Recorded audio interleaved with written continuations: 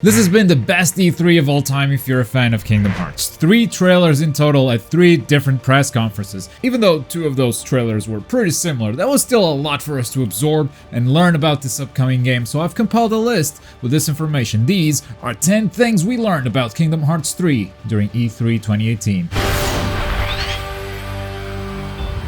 Well, let's start with the big one. The Riku replica is back. We first met him on Chain of Memories and he's been gone for a while. We suspected he would return, but we never know in what capacity. What was most surprising to me was seeing him and Riku both sitting side by side on Destiny Islands. Now, most of what happens in Destiny Islands in the Kingdom Hearts games is usually like a flashback, a memory, or just some dream sequence, so it's unclear whether or not this is actually happening in the real world. But what is definitely happening is Riku smiling. That is clearly a smile that's saying, "Hey buddy, long time no see." A very curious scene indeed, even though it only lasts like a couple of seconds. And speaking of short curious scenes, Axel and Kairi are hanging out. And yes, I said Axel, I'm gonna say Axel. Kairi calls him Axel, doesn't call him Lee. Even Axel has given up on correcting people about his name. Told you my name's...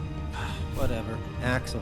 Fine. Now, the main theory circling around is that since these are 2 newfound Keyblade wielders, they went off into this part of town, world, forest to train together. They need to practice their Keyblade skills before the upcoming Keyblade War. And that would mean that these 2 have now bonded. We'll probably see how this bond develops over time, or we'll see the results of this bond as they come out of training. Depends on how much they want to show of that stuff. But those 2 do seem pretty close. Moving on to what is probably the most obvious reveal of the whole thing, Frozen is going to be playable in Kingdom Hearts 3. A playable world. It's very exciting stuff. All the main characters seem to be pretty involved in the main plot, the main story, with Elsa taking the spotlight, and the importance of Elsa might very well transcend the small plot that happens within the world. It might transcend to the overarching plot of Kingdom Hearts. And how does that happen? Well, that's our next topic. While in the world of Frozen, Larxene makes an appearance and talks to Sora about Elsa,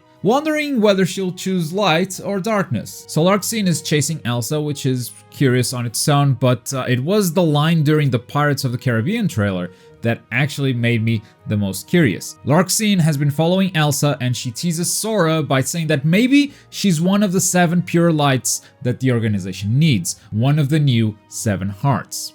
Now, the fact that there are 7 new hearts of pure light is new information for everyone. It makes sense within the business world or within the world of like business being a part of Kingdom Hearts, because previously we had 7 princesses, 7 Disney princesses, which were the 7 hearts. Kairi technically not a Disney princess, but you know what I mean. But ever since Kingdom Hearts 2, we've had a ton of new Disney movies, even more movies if you count the Pixar movies, which Kingdom Hearts is definitely counting. Wonder if Buzz Lightyear is a Princess of Hearts. So as a way to integrate these new worlds in the overarching canon of Kingdom Hearts, this makes sense. As a plot point within the Kingdom Hearts canon, well, I've seen worse, I guess. And speaking of Larxene, holy crap, Larxene is back! Or whatever her real name is. I don't think she's a nobody anymore. This might be a very good opportunity to actually learn her real name, to dig into her origin story, dig into her past, because she is the best Organization 13 member. And if you don't agree, you're wrong, but it's okay, I still love you. Along with Larxene, we have confirmation of a few other organization members that are also returning. Braig is in the trailers, Luxord is in the trailers, even Vanitas makes a quick cameo, which brings us to a total of 10 confirmed members for the new Organization 13, leaving only 3 seats open. Now, for those 3 seats, there are a few theories floating around. Terra Xehanort is one of them. The Riku replica is another, though the scene that we watched earlier with him sitting next to Riku might actually disprove that. And the last one might be another of the biggest reveals that we got during E3. Aqua has been Norded. She's been in the realm of darkness for too long. Miki got there late. Riku is also there, it seems, but she has succumbed to darkness. And the yellow eyes seem to hint at Xehanort's influence in the matter. Aqua may have turned to the other side, which is so heartbreaking. She fell into the realm of darkness trying to rescue Terra, something that was completely pointless because Terra is all about the darkness anyway. And now we lost Aqua as well. What's next? Do we just spend an eternity trying to wake up Ventus, and once he wakes up he's like, hey guys, darkness is cool? Master Ericus would be so disappointed. I need to switch gears. I need to talk about something that's not depressing. New world. Kind of confirmed. At least a new character has been confirmed. Ratatouille is gonna be in the game. He shows up for a short second during what seems to be either a cooking cutscene or a cooking minigame. Not a lot of information so far, but it does look like this will be a full playable world, but we'll see. Speaking of confirmed worlds, Pirates of the Caribbean is returning, and this trailer really just blew all my expectations away. Previously, whenever they went into the Pirates of the Caribbean world, they changed the graphics for a more realistic approach. But I don't think the realistic graphics of Kingdom Hearts were nearly as good as other games of the time that were trying to do realistic graphics. This time though, these faces are impressive. And I think it really just shows how insane the budget for this game is. It looks fantastic! And the scene depicted in the trailer is taken from the third Pirates of the Caribbean movie at World's End, so the world's plot will probably revolve around that, or at least a section of the movie where the crew goes out to find Jack Sparrow. I don't know if we'll get the whole Davy Jones thing. But also a couple of gameplay clips gave away what seems to be some awesome ship combat, which I just can't wait to try out myself. At the same time, with every section that I really can't wait to try out, Kingdom Hearts has to throw some bullshit my way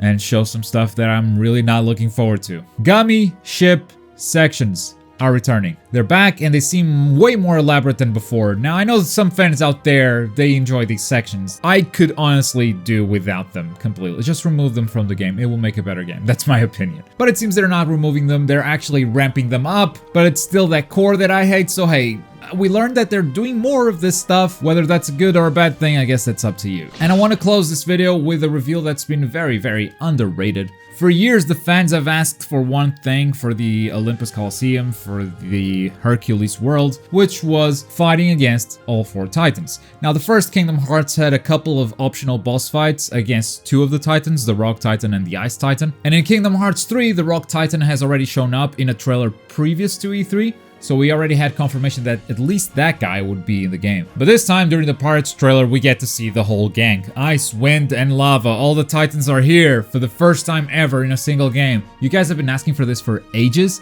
and I didn't see a big reaction to this confirmation, which I guess I understand, because there have been a lot of reveals during E3, and it's hard to catch them all, but hey, that's why we're here. And those were 10 things that we learned during E3, but what else did we learn about Kingdom Hearts? I bet I missed some stuff, and I'd love to know what, so let me know in the comments down below. Last time around, I did my first ever trailer reaction to a Kingdom Hearts trailer. You can watch that right here if you're in the mood for something else. There's also the video at the bottom, but as always, thank you very much for watching. My name is Globku, and I'll see you guys next time.